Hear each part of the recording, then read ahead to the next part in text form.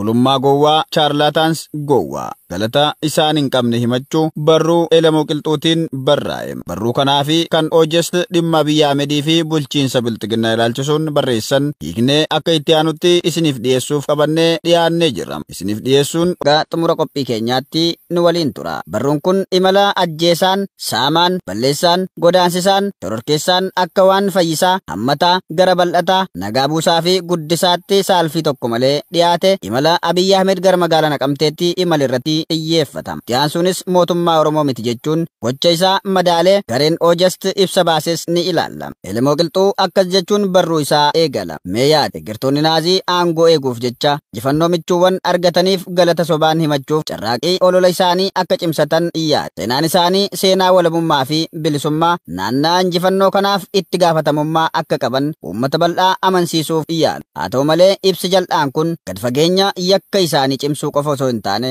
faayidaa isaaniif jecha dhugaa qaxxaamuraadhaaf fedhii qaanii qabaachuu isaaniis agarsiisa. Garuu dhugaan jiru namoota qulqulluu daguuganii gara laafina tokko malee mana isaaniitti gubuu fi daguuggaa sanyii raawwachuuf itti gaafatamummaa kan qaban warra aangootti maxxanan kanadha. Yeroo mo'amuun hin oolle ta'us ammeenyi isaaniif itti gaafatamummaa jalaa miliquu fi aangoo qabachuuf dafqanii gamtaa jijjiiruun gaabbii tokkollee hin agarsiisan. Dubbiin isaan amma dubbatan gocha gantummaa fi ajjechaa jumulaa fi daguuggaa sanyiif haala mijeessuu kanaan dura raawwatan irraa baay'ee faallaadha. Dubbiin isaanii kan safuu qabsaa'ota bilisummaa irratti dubbatan akka dhugaa jallisuutti tajaajila guutummaatti salphina yookaan qulqullina namuusaa dhabuu isaanii kan calaqqisiisudha.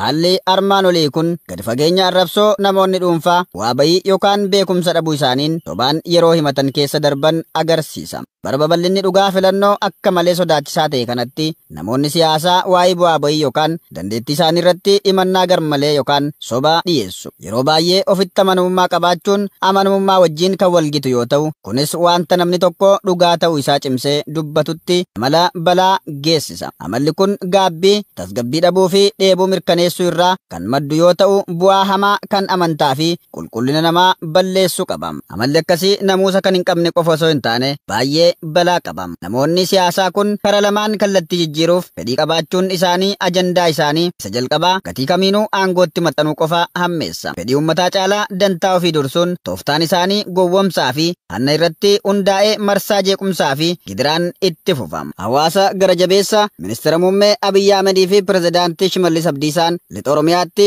daawwattoota kumaatamaan lakkaa'aman istiidiyeemii magaalaa Naqamteetti taasisan caalaa eessayyuu hin mul'atu. Xiiqii ija jabinaa of eeguu fi itti gaafatamummaa jalaa miliquuf carraaqii godhaniin haala mijataa ta'een amanamummaa ofii isaanii dhaaba mormitootaaf dhiisanii kaayyoo bilisummaa lammii isaaniif jajjabeessan jedhanii yaadu. Isaanis ija jabinaan eegduu bilisummaa ta'uu isaanii labsu.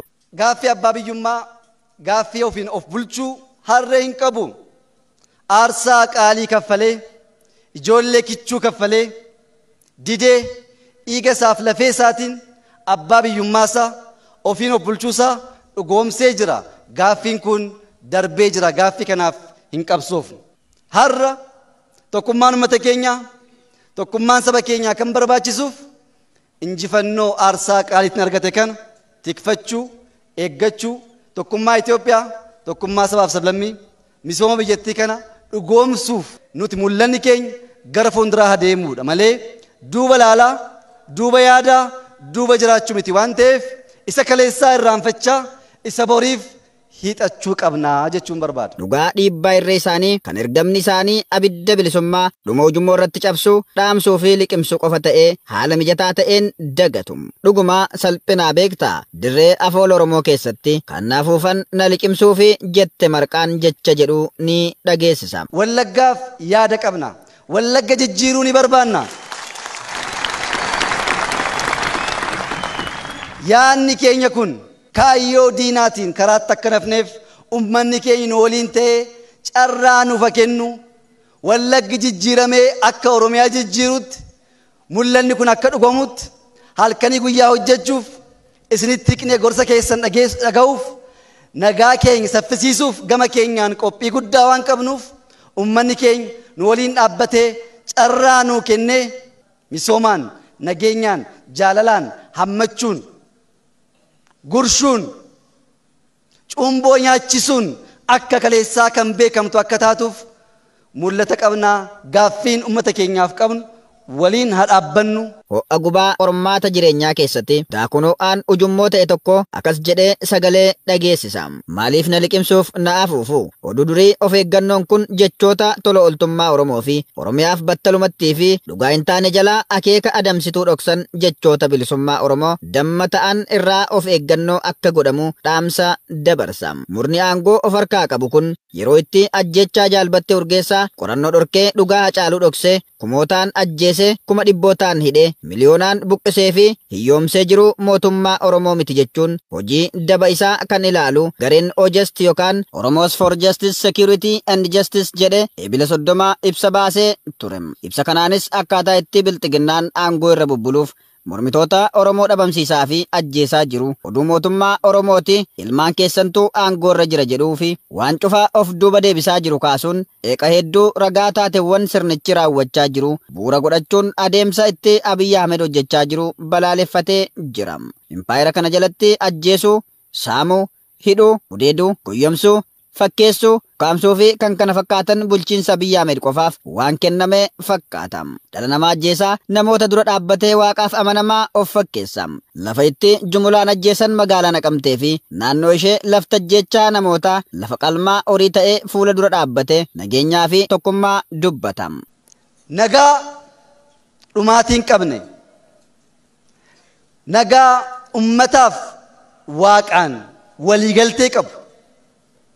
Nagaan misooma keenyaaf tokkummaa keenya dagaagsuu danda'u har'a Wallaggaa irraa Itoophiyaa guutuuf akka ta'u hawwii koo yaada koo Naqamtee irraa ummata Itoophiyaa guutuuf ibsuun barbaada. Ummata keenyaaf nagaa fiduu akka dandeenyuuf waraanni nu haa ga'u, wal nyaachuun nu haa ga'u, wal ajjeesuun nu haa ga'u, harka wal qabannee biyya keenya misoomsuuf waliin akka dhaabannuuf maqaa ummata Wallaggaa maqaa saba Oromoo guutuutiin labsiif gaaffii koo magaalaa Naqamtee irraa isinii ibsuun barbaada. Tokkummaan Oromoo hin eegamoo ta'e tokkummaan Itoophiyaa eegamuu hin danda'u.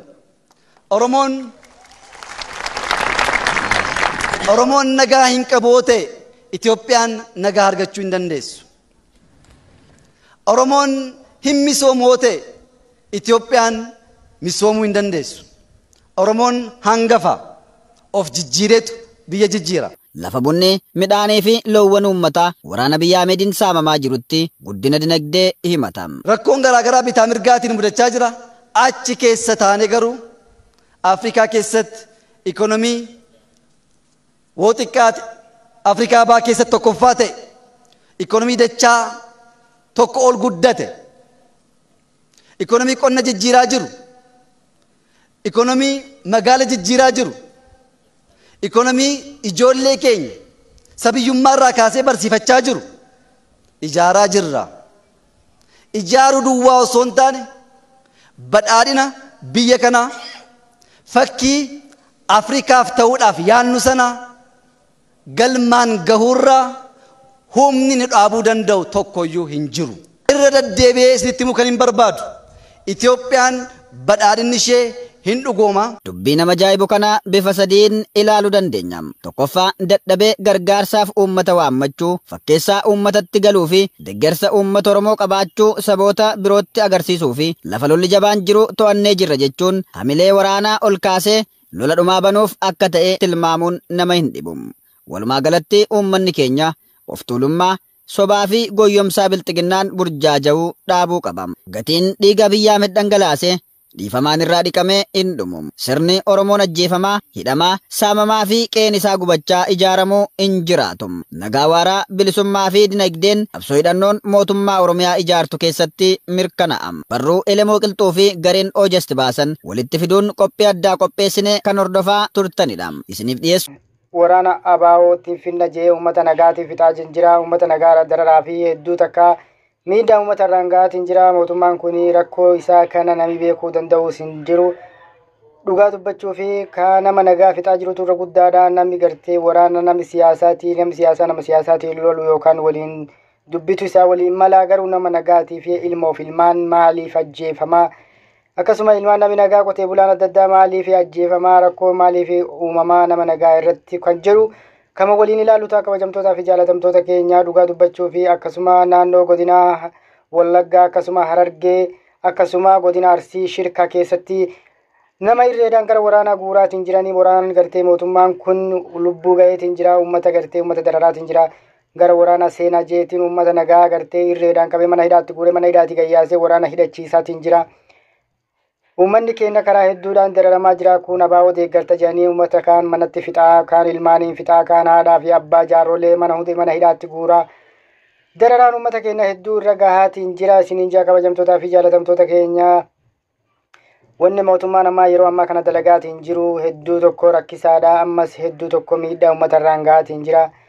Kaan ilmaan xixiqqoo fi akkasuma gurguddaa fi jaartiin jenne akkasuma walitti qabee mana hidhaatti guuree mana hidhaatti gayyaasee leenjii torban takka fudhatee uummata waa umbeenne waa waraanuu umbeenne waa dha'uu umbeeyne uummata qawweeyyuu garatti qabatan hin beeyne torban takkaaf yookaan torban lamaa fi leenjisee gara waraanaatti oofee gara waraanaatti ammoo dararamuudha. Hanga xumura qophii keenyaatti nu waliin waan turtaniif guddoo galatooma. Horaa bulaa deebanaa injifannoon uummata Oromoo.